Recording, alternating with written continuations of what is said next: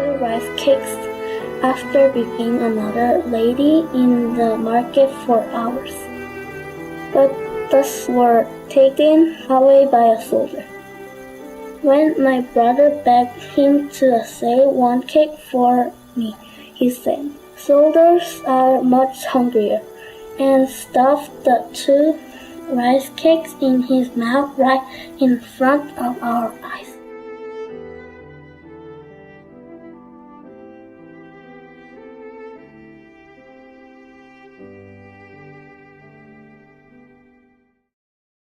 The North Korean government currently runs concentration camps, with an estimated 200,000 to 250,000 prisoners.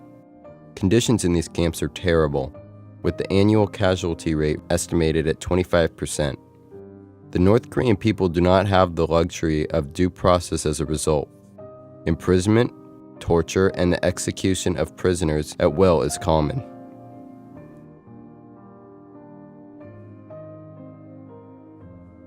During your time in South Korea, did you come in contact with any people that were formerly from North Korea? Actually, I had the privilege of meeting a lady in her mid-50s. She went to our church, and she gave us a report of what happens in North Korea. She was able to escape there with her son. Her husband didn't make it. They were taken to jail because you cannot speak against the government at all, or just to say that you don't like what they're doing, that is a crime. So they got in trouble themselves. They were professionals. She had a position in the government. I forgot what she said that she was, and her husband too. And their son was a college student, so they were taken. Because once you get in trouble, the whole family is taken. It doesn't matter if they're grandpas and grandmas or little ones, everybody is guilty. So all of them are taken away. And most of the time they're taken to jail or concentration camps. So this family were taken to jail, and eventually they were taken to concentration camps. The husband didn't make it, but the mother and son made it. The North Korean government requires citizens to spy on each other, even family members. There was no freedom of the press and no freedom of religion. Radio, television stations, newspapers, and magazines are all government controlled. The media all focus on praising the dear leader. Travel is another aspect of life that is tightly regulated. Anyone who travels outside of North Korea risks being caught and punished with the death penalty. Only government and military officials and athletes have the opportunity to travel to foreign countries. In other words, the general population of North Korea is completely isolated from the rest of the world.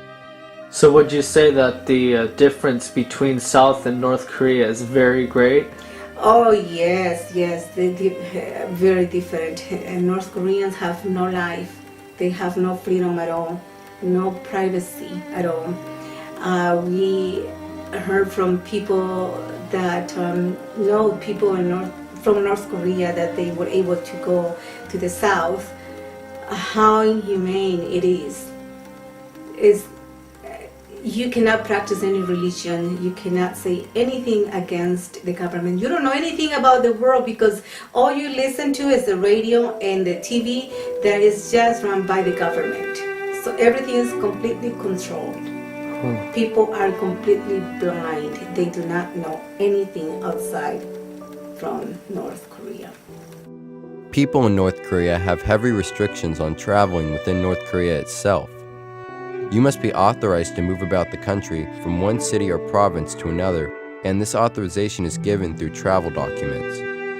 The North Korean government says that the reason for requiring travel documents is for national security, but the real reasons are clear: constant surveillance and control. Requiring travel papers may not seem like such a drastic measure, but in fact, these absurd restrictions greatly contributed to the starvation that occurred in 1995. Many of the North Korean people that starved to death died simply because they could not travel to the neighboring province to find food. The people that ventured out and were caught traveling were sent to labor in concentration camps. According to North Korean defectors, more and more citizens are beginning to travel on foot with forged travel documents. In some cases, bribes are offered, such as money or sex, to get border guards to look the other way. As a result of the policies taken by the Democratic People's Republic of Korea, the country has become largely isolated. Its economy is in shambles, and in many cases, the common people live in a hand-to-mouth existence. It is a totalitarian communist system, which results in no freedom of the press, association, speech, religion, and internal or external movement. Not only that, but the personality cults centered on Kim Il-sung and Kim Jong-il are so persuasive that they take the form of a substitute for religion. What did your classmates think? Did any of your classmates or family members have a stronger opinion on North Korea? Actually, my father doesn't care. My mother doesn't care.